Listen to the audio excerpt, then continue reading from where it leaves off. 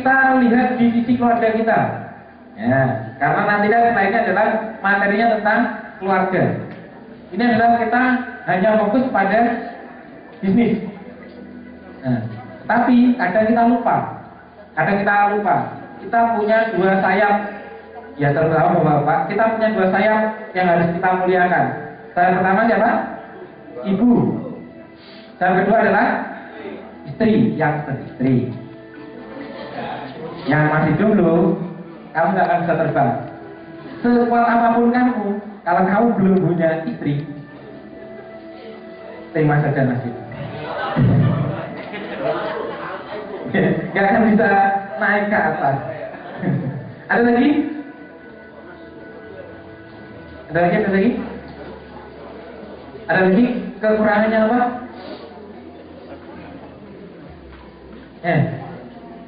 Dalam berhubungan dengan rekan kerja atau dengan pasangan atau dengan orang lain, ada kekurangannya? Ada mental block yang ingin dihilangkan?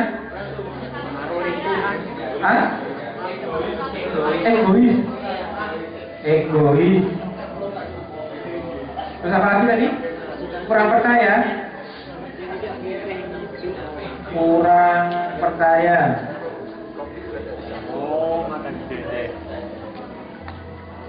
Apalagi? Kurang harmonis. Miskomunikasi, lebih ke situ.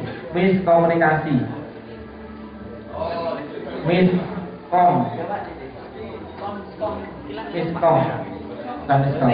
Ada lagi?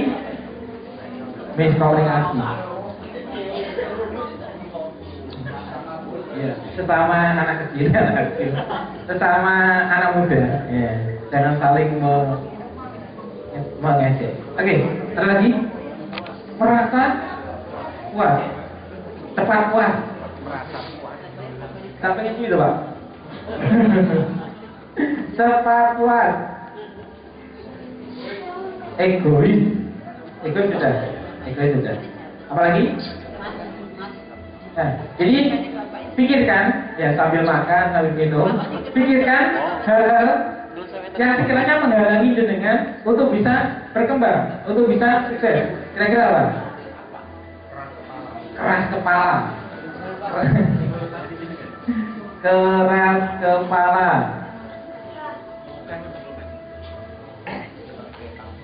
Ya, keras kepala, apalagi? Mental block yang pengen dihilangkan. Jadi mental block itu hampir mirip dengan nafsu. Curiga, tidak puas. Curiga, apa tuh? Ada lagi? Menunda sudah Pak kayaknya. Sudah ya. Sudah. Kamu sudah. Apa lagi? Kiri dengki. Dalam. Iri, dengki, hasud. Ada apa Pak? Iri dengki dan kawan-kawan. Iri dengki dan kawan-kawan. Apa lagi? Takut disaingi.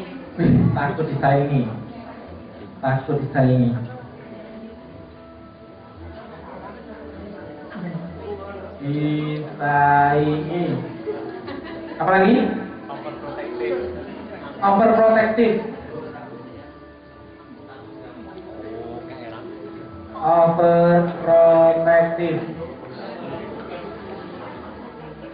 Apa lagi?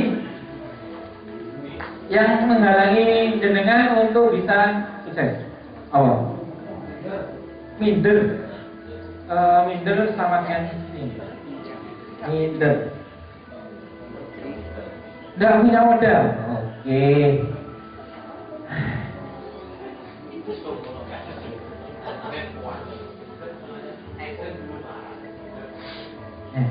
Tak punya modal. Kurang dukungan, Pak. Kurang dukungan. Oke.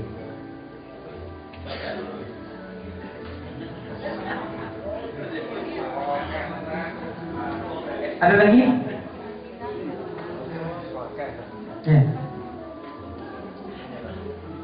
Apa? gampang menyerah, cepat bosan, cepat bosan. Ada lagi? Nah, terlalu banyak ide, gak fokus, gak fokus. Apa lagi? Cepat sudah. Enggak pengen lama banget loh. Kalau sebenarnya cepet kuat ya. Ada lagi? Ada lagi? Tidak mau belajar. Belajar ngapain di sini? Tidak mau belajar. Saya udah di sini berarti belajar. Ada lagi? Tujuan lemah, Pak. Tujuan lemah. Tujuan kurang kuat. Ada lagi? Kerjaan nggak tuntas. Berarti setengah-setengah ya. Kurang total juga ya sama ya. Ada lagi?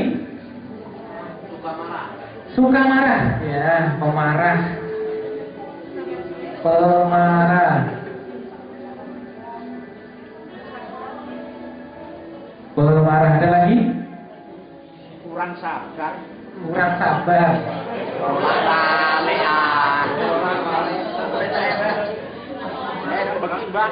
Ya. Mas, cepet. Cepet mas. Saiki cepet. Apa lagi?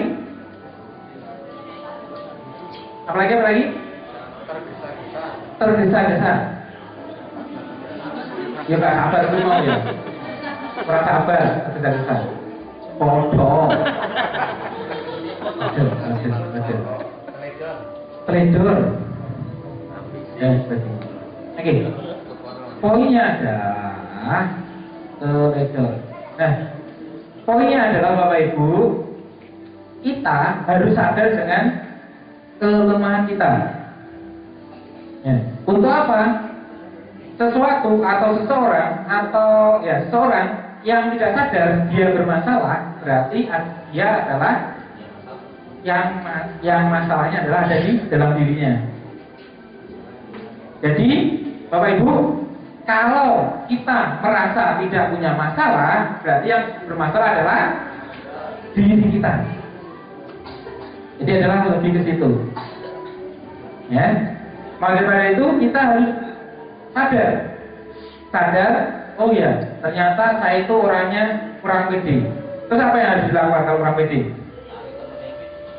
Ya, berusaha untuk belajar biar bisa percaya diri. Oke, Bapak Ibu sekalian, coba posisi duduknya yang enak. Coba bersila. Ya, bersila Pak. Oke, coba bersila. Coba pejamkan mata Anda.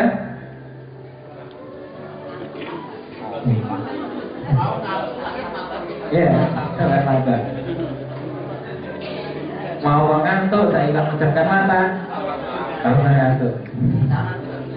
Taruh datang. Oke. Tidak bisa ya. Adalah. Di sini saya ngomong. Jadi Bapak Ibu, kita coba berbicara pada diri kita. Jadi di dalam diri kita itu ada dua pemikiran. Ada alam sadar dan juga ada alam bawah sadar kita. Coba pejamkan mata, kita tanyakan pada diri kita. Wahai, sebutkan nama Anda sendiri. Wahai Basuki, wahai, ya namanya yang dengan sendiri ya. Wahai Basuki, wahai Dewi, wahai Sri, wahai siapa? Kenapa kenapa kita kok nggak sukses? Coba, ada jawaban nggak dari situ? Ada. Apa sih yang menghalangi kita untuk sukses? Ada nggak? Coba. Tanyakan pada diri Anda sendiri. Kita berkomunikasi dengan diri kita sendiri. Coba. Komunikasi dengan diri kita sendiri. Wahai diriku, kenapa saya belum sukses? Bagaimana caranya biar saya sukses? Nanti akan ada jawabannya. Apa yang bisa saya lakukan untuk sukses? Ada jawabannya nggak? Ada jawabannya nggak? Ada kan? Pasti akan ada saling debat. Pasti akan ada debat di dalam diri Anda. Saya loh nyaman dengan keadaan ini. Ada yang mengatakan seperti itu. Ada yang, oh iya, istriku belum aku bahagiakan, suamiku belum aku bahagiakan. Apa yang bisa aku lakukan untuk membahagiakan mereka? Anakku belum aku bahagiakan. Apa yang bisa saya lakukan untuk membuat mereka bahagia? Orang tuaku belum aku bahagiakan. Coba rasakan. Coba rasakan. Apakah ada perdebatan batin di dalamnya? Oke, sudah. Coba buka mata Anda. Oke, sudah. Sudah. Tahu. Bagaimana Bapak Ibu? Ada perbedaan nggak di dalamnya? Ada perdebatan nggak di situ? Nah, tugas Anda mulai saat ini adalah berdamai dengan diri Anda. Dari sekian metablog yang ada, ya, ada beberapa cara agar bisa hilang. Ya. Nanti insya Allah tolong ditagih, nanti di grup WA akan kita bahas di dalamnya. Untuk saat ini kita akan membahas tentang yang namanya keluarga samara. Keluarga samara. Oh iya samara. Apa? Saya apa? Majelis, mawadah, warahmah, barokah, pintar sekali. Barokah. Bagi yang belum beristri,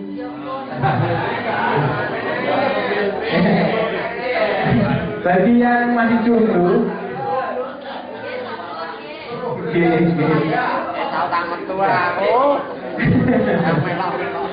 ya. Bagi yang masih jomblo, ini sebagai ilmu Anda, bekal Anda, bagaimana cara agar menjadi keluarga bahagia. Bagi yang jomblo yang kedua kalinya, bagi yang jomblo yang kedua kalinya, berarti kita cek, mesti ada yang salah dalam kehidupan kita di dalam keluarga. Sudah siap untuk mendapatkan materi? Sudah siap? Are you ready? Are you ready? Mari kita sambut dengan tepukan yang sangat meriah. Coach Aziz, lebih keras, lebih keras, lebih keras, lebih keras.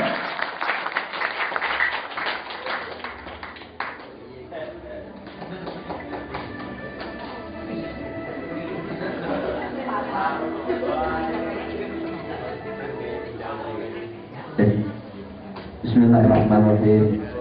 Assalamualaikum warahmatullahi wabarakatuh. Alhamdulillah wa syukurillah ala nikmatillah, la haula wa la quwata illa billah. Alhamdulillah, malam hari ini adalah malam pertemuan kita terakhir di event keberdekaan ini. Insya Allah besok kita akan akhiri pertemuan kita.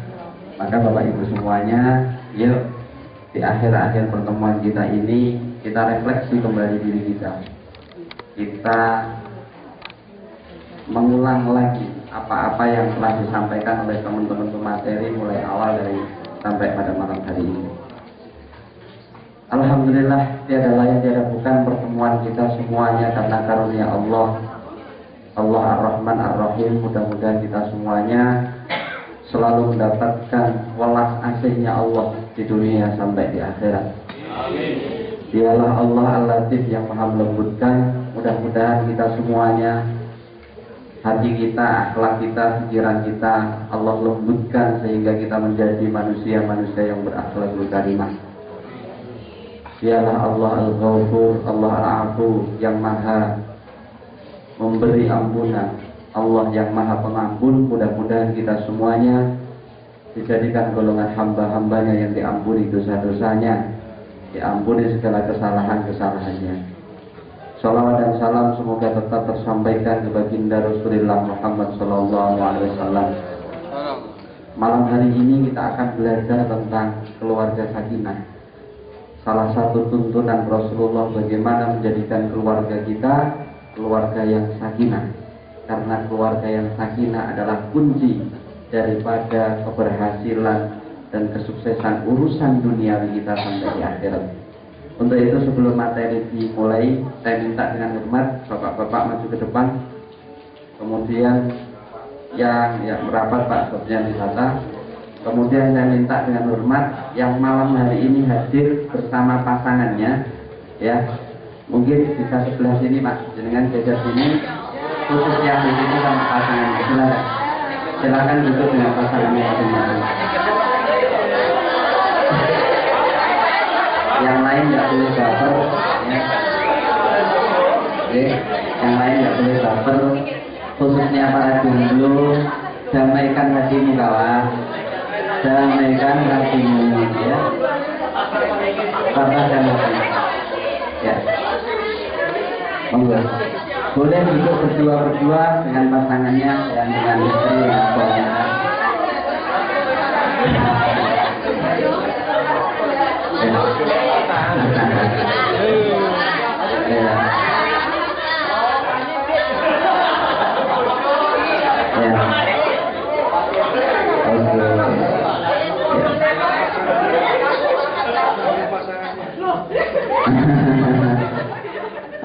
Bapak Ibu semuanya, ya, materi ini adalah salah satu materi yang spesial, ya.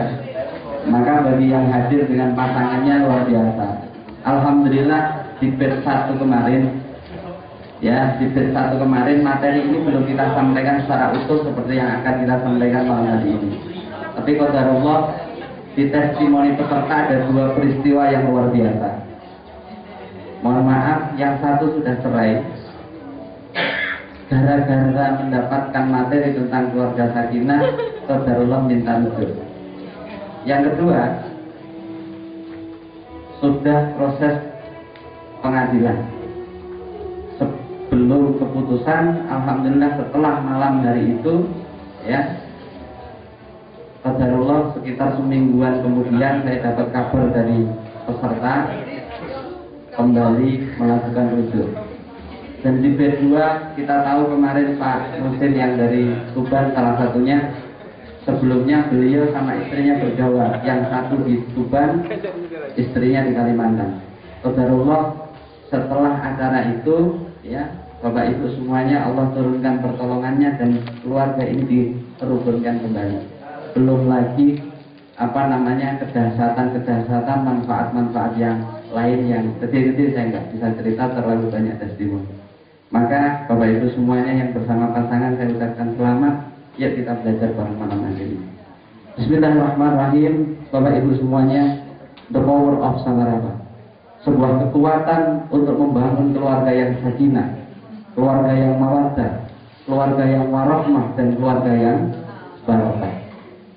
Kekuatan yang luar biasa yang Allah berikan kepada setiap manusia, tetapi seringkali kita tidak merasakan. Seringkali banyak di antara kita yang sudah rumah tangga puluhan tahun bahkan belum memahami secara betul apa sih makna sakinah, apa makna warahmah, apa makna barokah, dan seterusnya. Kenapa itu bisa terjadi?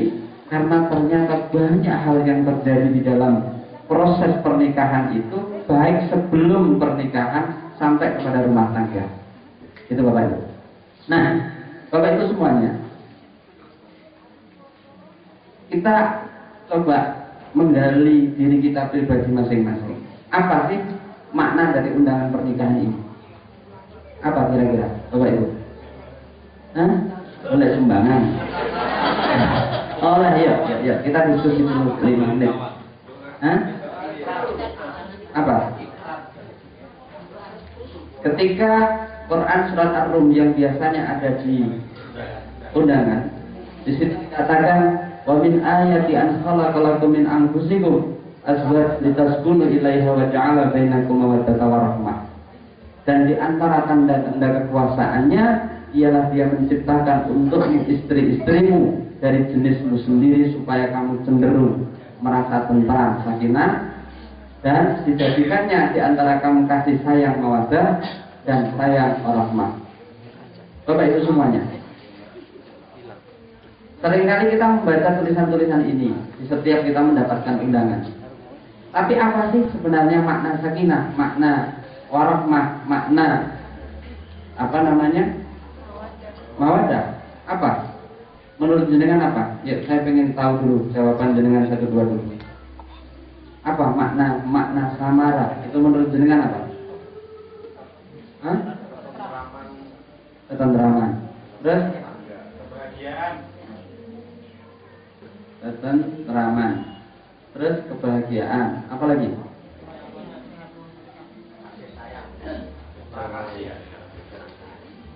Damai.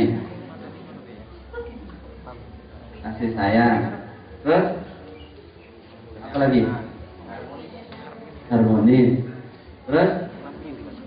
Hah?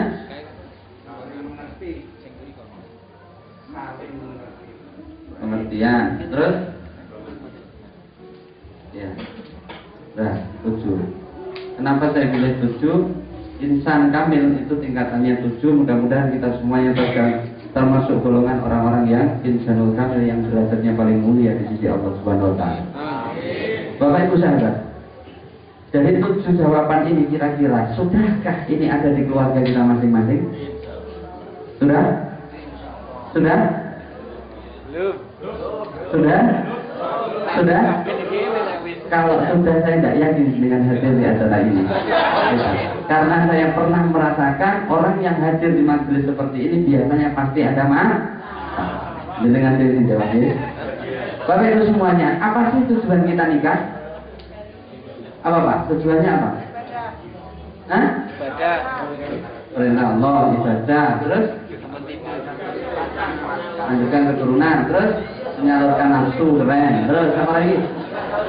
Iya kan jujur aja gitu. Ayo. Apa lagi yuk? Sunnah Rasul. Apa mana? Menghindari zina dan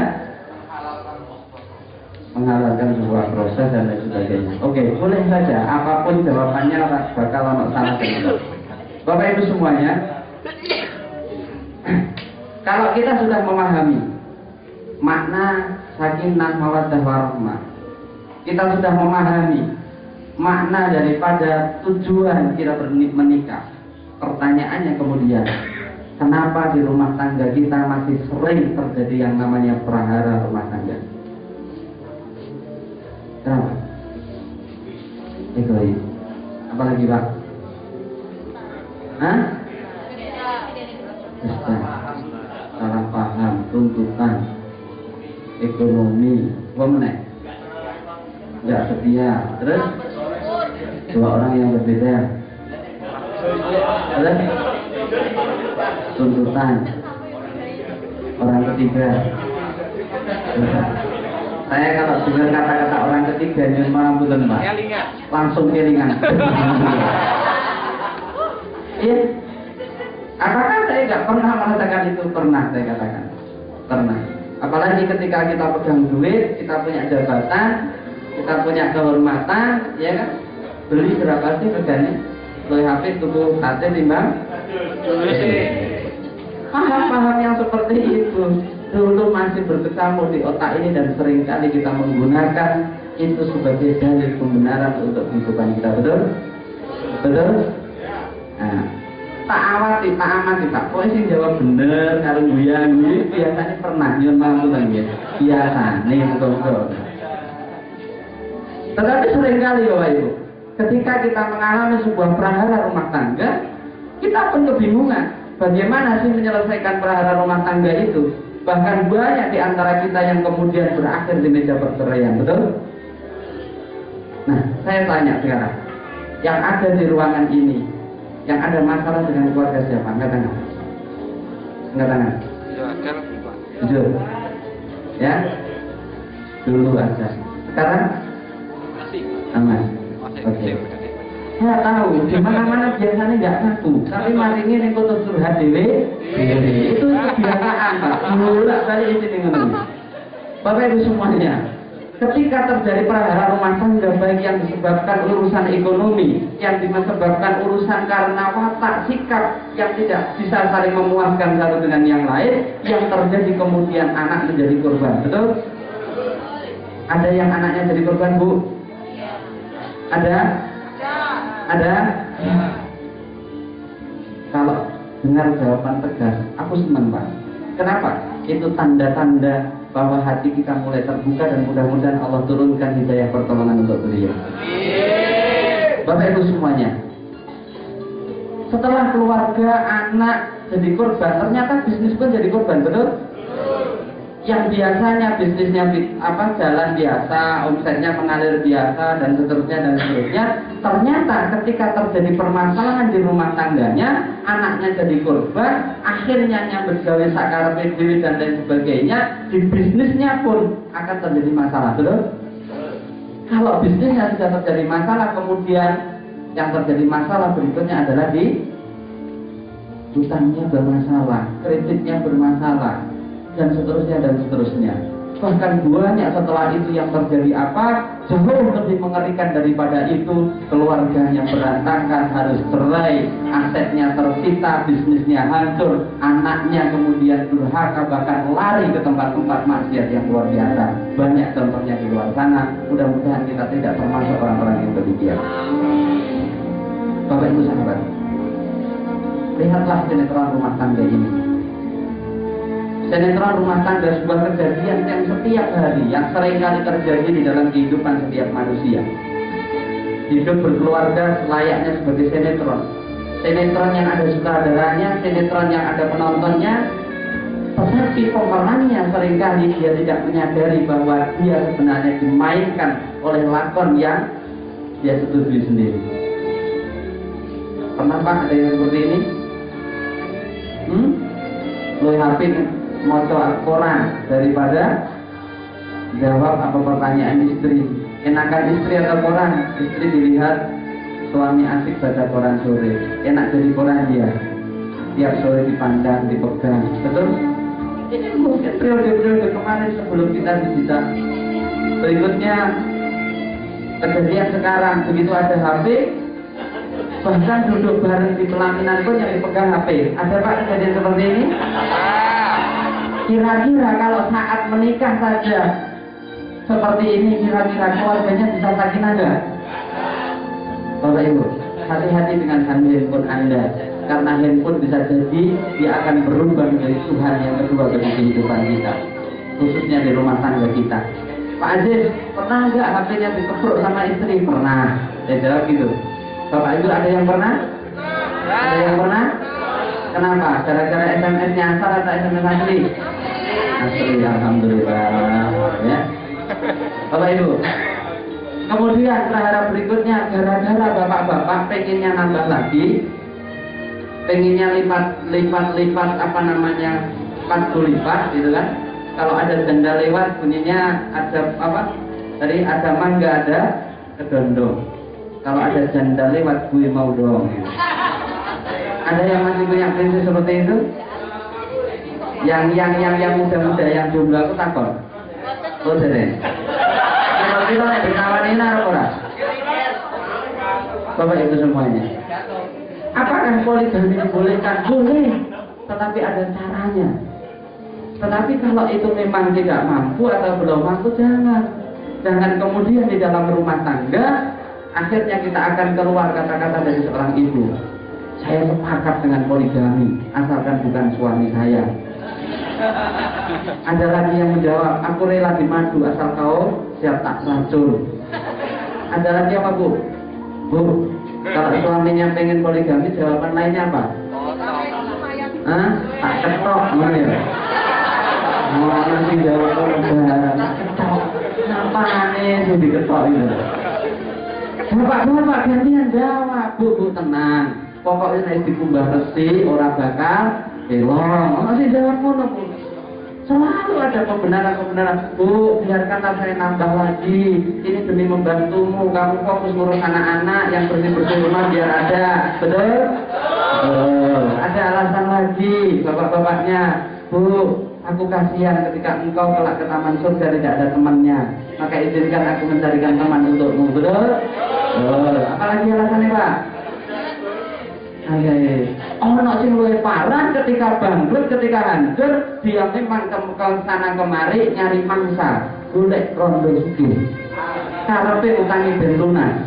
Ada teman saya yang seperti itu Bapak Ibu, ternyata apa yang terjadi oleh rondo nih? Duitnya oleh, tapi setelah itu apa kehidupannya?